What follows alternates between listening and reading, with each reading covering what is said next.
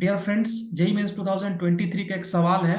The constant term in the expansion of 2x plus 1 by x power 7 plus 3x square to the power 5 is. ये सवाल आपका 25 of January का shift 2 में आया था, ठीक है ना। सवाल में मल्टीनोमियल थ्योरम लगेगा। मल्टीनोमियल थ्योरम का कंसेप्ट को पहले थोड़ा समझ लीजिए। जैसे आपके पास में x plus y plus z power n है, तो इसका जो जनरल टर्म होगा इस सीरीज का टी आर लिखेंगे, n factorial divide by r one factorial, r two factorial, r three factorial, और x power r one, y power r two, z power r three. और इसमें ध्यान रखना है कि r one plus r two plus r three का sum n होना चाहिए, और r one r two r three जो है जीरो और n के बीच में इंटीजर होगा। तो चलिए इसी सवाल को इस फॉर्मूले में पुट करना है। तो इस सीरीज के लिए अगर हम लोग जनरल टर्म लिखेंगे, इस सीरीज के लिए अगर हम लोग जनरल टर्म लिखेंगे जो हमारे पास है, तो इसमें कितना हो जाएगा, 5 factorial divide by r one factorial into r two factorial into r three factorial.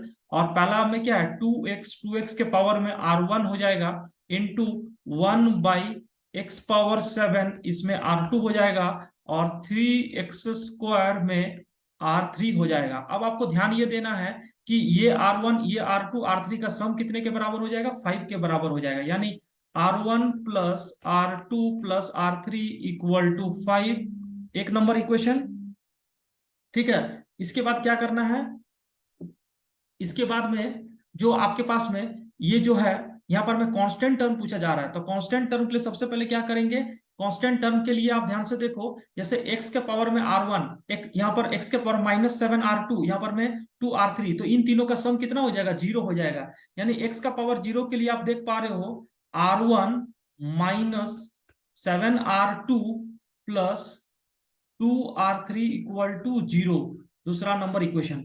अब इन दोनों इक्वेशन को अगर हम लोग डिफरेंस करेंगे, तो ये माइनस ये प्लस ये माइनस इससे कैंसिल हो जाएगा। तो ध्यान से देखो, यहाँ पर में आ जाएगा 8r2 minus r3 equal to 5। इसका एक ही सॉल्यूशन निकलेगा, r2 इक्वल टू 1 और r3 equal to 3। r2 equal to 1, r3 equal to 3।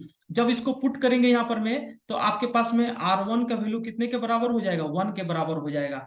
तो जो आपके पास में कांस्टेंट टर्म आएगा उसका सम हो जाएगा, उसका वैल्यू हो जाएगा 5 फैक्टोरियल r1 फैक्टोरियल, यानी कितना है 1 फैक्टोरियल 1 फैक्टोरियल 3 फैक्टोरियल, यानी डिनोमिनेटर में हो जाएगा 6 इंटू यहाँ पर में 2 के पावर में कितना है, r1 है, यानी 2 के पावर में 1 इंटू यहाँ पर 1 के पावर में r2, यानी 1 के पावर में 1, और यहाँ पर 3 के पावर में r3, यानी 3 के पावर में 3। तो कांस्टेंट टर्म का जो वैल्यू हो जाएगा वो आपके 5 फैक्टोरियल 120 डिवाइड बाई 6, ये 2 इंटू 27, तो ये कितने के बराबर हो गया, 3, और ये हो गया 9। तो इसका आंसर हो गया 1080।